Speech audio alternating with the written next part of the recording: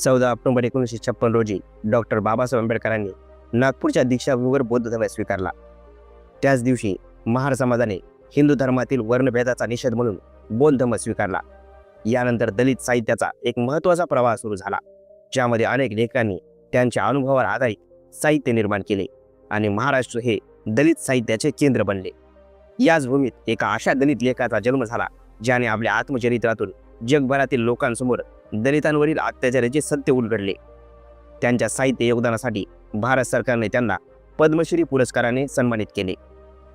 आम्ही मराठी लेखक दया पवार, तगलू मारुती पवार यांच्याबद्दल बोलत आहोत, ज्यांना दलित साहित्यातील पहिली आत्मकथा लिहिण्यासाठी ओळखले जाते. त्याआधी जर तुम्ही आमच्या चॅनलला सबस्क्राईब केले नसेल तर सबस्क्राईब नक्की करा आणि व्हिडिओला लाईक करा.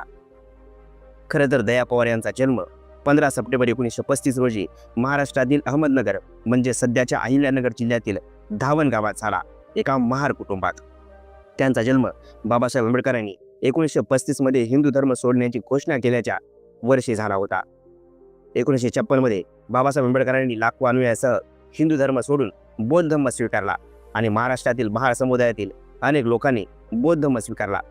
त्यामुळे 1935 मध्ये जन्मलेले दया पवार 1956 मध्ये बौद्ध झाले. त्यांनी हिंदू धर्माच्या एका ओळखीतून दुसऱ्या ओळखीत प्रवेश केला, परंतु जाती व्यवस्थेसारख्या अमानवी व्यवस्थेला त्यांनी शेवटच्या क्षणापर्यंत आव्हान दिले. त्यांचे सुरुवातीचे जीवन मुंबईतील कामाठीपुराजवळील कावाखाना येथे होते. ते आपल्या आईवडिलांसह संपूर्ण कुटुंब 10x12च्या खोलीत राहत होते. भिंतीला टेकून ताणलेल्या दोऱ्यावर टाकलेले कपडे या लाकडी पेटीच्या आकाराच्या छोट्या खोल्यांना भिंतीमध्ये विभागत असत. त्यांचे वडील मंदिरावर काम करत आणि आई स्वच्छता कामगार होती. अनेक लोकांसाठी शहरामध्ये कमी उत्पन्नावर गुजराण करणे सोपे नसते, पण जेव्हा वडिलांची नोकरी गेली तेव्हा संपूर्ण कुटुंबाला गावाकडे परत जावे लागले. गावातील जीवन कसे गेले आणि ते शहरात कसे आले यांचे संपूर्ण वर्णन त्यांनी आपल्या आत्मकथेत केले आहे. दया पवार यांचा साहित्यिक प्रवास 1960च्या दशकातील प्रेम कवितापासून सुरू होतो. 1970च्या दशकापर्यंत त्यांनी आपल्या कवितांमुळे मुंबईतील साहित्यिक वर्तुळामध्ये स्वतःची ओळख निर्माण केली होती. दरम्यान 1969 साली त्यांचा कोंडवडा नावाचा कविता संग्रह प्रकाशित झाला, ज्यात जात आणि लिंगाच्या दृष्टिकोनातून सांस्कृतिक व सामाजिक रचनेवर कवितांच्या माध्यमातून चर्चा करण्यात आली होती. या काव्यसंग्रहासाठी दया पवार यांना 1974 साली महाराष्ट्र सरकारचा साहित्य पुरस्कार मिळाला. दया पवार यांनी चावडी आणि दलित जाणीवा या कृत्या लिहिल्या आहेत. तसेच डॉक्टर बाबासाहेब आंबेडकर या चित्रपटाची पटकथाही लिहिली आहे. 1978 साली त्यांचं बलुतं हे आत्मचरित्र प्रसिद्ध झालं. या आत्मकथेत त्यांनी महाराष्ट्रातील दलित महार समाजातील सदस्य म्हणून वाढताना आलेल्या कठीण प्रसंगाचे वर्णन केले आहे.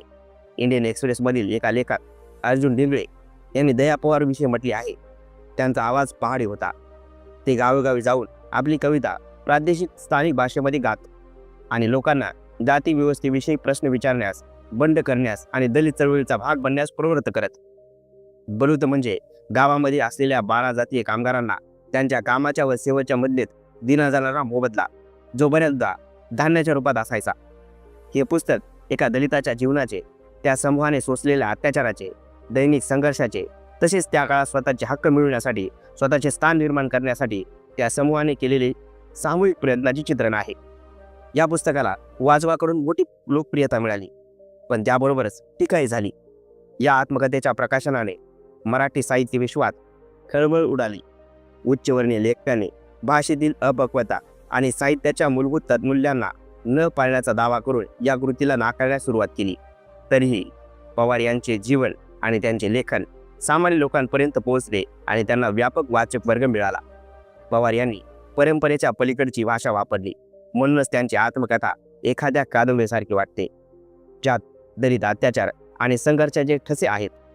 भारत सरकारने 1990 साली दया पवार यांना पद्मश्री पुरस्काराने सन्मानित केले. 10 डिसेंबर 1996 रोजी त्यांचे निधन झाले. आपले संपूर्ण जीवन त्यांनी भारतातील सामाजिक आणि सांस्कृतिक विषमता दूर करण्यासाठी घालविले. बाबासाहेबांचे कार्य त्यांनी पुढे नेले. हा व्हिडिओ तुम्हाला कसा वाटला आम्हाला नक्की कळवा. व्हिडिओला लाईक करा आणि शेअर करा आणि चॅनलला सबस्क्राईब करा. धन्यवाद.